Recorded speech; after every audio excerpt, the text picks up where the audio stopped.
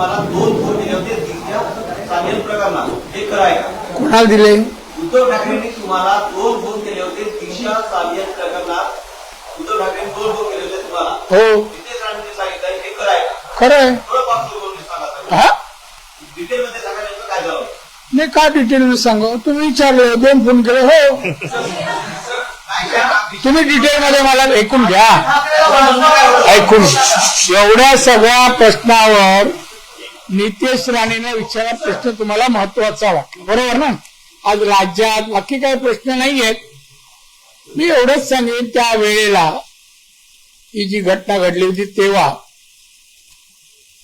मी म्हणजे मुंबईवरून आपल्या घरी चाललो होतो मी जूला.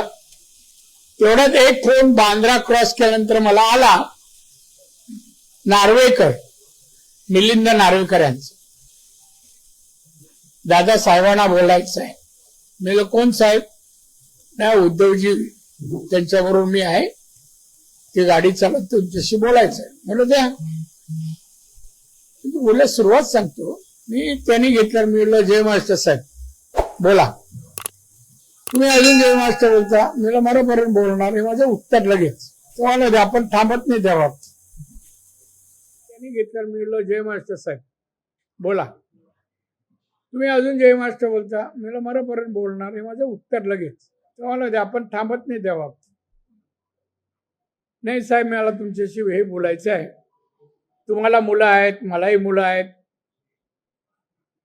सध्या तुम्ही जे काय प्रेसला बोलता, आदित्यचं नाव घेता, माझी विनंती आहे आपण त्याच्यामध्ये त्याचा उल्लेख करू नये असं मला वाटतं, म्हणून विनंती करायला फोन केला. मला उद्धवजी एक गोष्ट लक्षात ठेवा, एक तर मी अमुक ठिकाणी अमुक याच्यात कोण आहे याचा उल्लेख केला नाहीये. निरपराध एका मुलीची अत्याचार करून हत्या झाली हे मी म्हणतोय, आणि त्यांना अटक व्हायला पाहिजे हेही मी म्हणतोय. त्यात तर तडजोड नाही. फक्त तुम्ही जे नाव घेतलं तुमच्या मुलाचं, त्याला संध्याकाळी जिथे जातो त्यापासून तुम्ही सांभाळा. सांगा त्याला ते बरं नाही. माझ्या घराच्या जवळ तो नीरू मोरिया कोण आहे ना, तो दिनू मोरिया, तो राहतो. आणि त्याच्या घरात संध्याकाळी काय 3.5-4 तास धुमाकूळ घालता मला माहिती आहे, तुमच्यापर्यंत सांगणार नाही. आणि म्हणून मी सांगितलं तुम्ही त्यांना सांभाळा. साहेब मी पाहतो, मी सांगतो, पण तुम्ही जरा सहकार्य. बोला ठीक आहे, ठेवलं. अरे पण दुसरं काय दिशा सालियन? ती मेली ना, आता तिचं नाव किती वेळा घ्या. अहो पण त्याच्यावर येणार आहे ना. तुम्ही का घाई आहे? जाऊ का मी? एवढी घाई आहे? कमाल आहे. दुसरा नाही. अरे दुसरा फोनचं तुम्ही ऐकायचं नाही का हो? सांगा ना, सवंगड आहे ना. हा दुसरा फोन जेव्हा कोविड होतं त्याच काळामध्ये तो फोन आला. त्यावेळेला माझ्या हॉस्पिटलचं उद्घाटन होतं. तर त्यावेळेला एक परवानगी राज्य सरकारकडे माझी होती.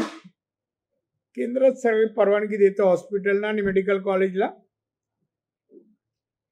तर त्यावेळी त्यांचा फोन आला, म्हणे तुम्ही फोन केला होता? मी हो, कॉलेजच्या परवानगीसाठी केला होता.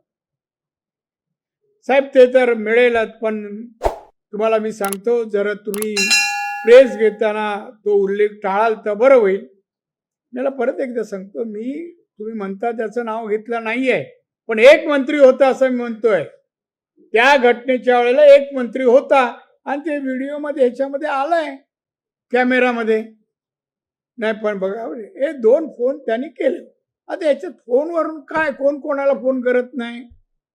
कुठल्याही घटनेसाठी करतात. कळलं? यस, कळल्याचं उत्तर यस नाही. हो, हा बरोबर. अनिल परमाने आज मोठं भाष्य केलेलं आहे. जेव्हा 11 शिक्षेपर्यंत पुकारला होता, 40 जण गेले होते, 40 जण गेले होते, तेव्हा आम्ही आक्रमकता दाखवली नाही. कारण की उद्धव ठाकरेंनी आम्हाला सांगितलं होतं शांत बसा, आता आम्ही आक्रमकता दाखवली. मला एक पहिलं विचारायचं आहे, हे कोण बोललं? अनिल परब. अनिल परब आणि आक्रमकता समीकरण जमतं काय हो? दिसतं का त्या जीवात? हा? काहीतरी काय म्हणतं आक्रमकता, म्हणून तू दाखव ना, चल मी सांगतो आज दाखव, कुठल्याही बाबतीत दाखव. कोणात कानफडक मारलेलं तरी ऐकिवात आहे का आतापर्यंत एवढ्या वर्षात? हा, भाषण करू शकतो, वकील असल्यामुळे खोटं नाटक तर तुझं पेशाच आहे. जसं तुम्ही जशा बातम्या देता ना तसं तो एक पेशा आहे. त्याने उगाच बड्या मारू नये, तुला काय करायचे कर, पण तुला काय जमणार नाही आणि त्याच्यामुळे त्यांनी तोंड बंद करावं, तुला जे काय करायचं ते कर.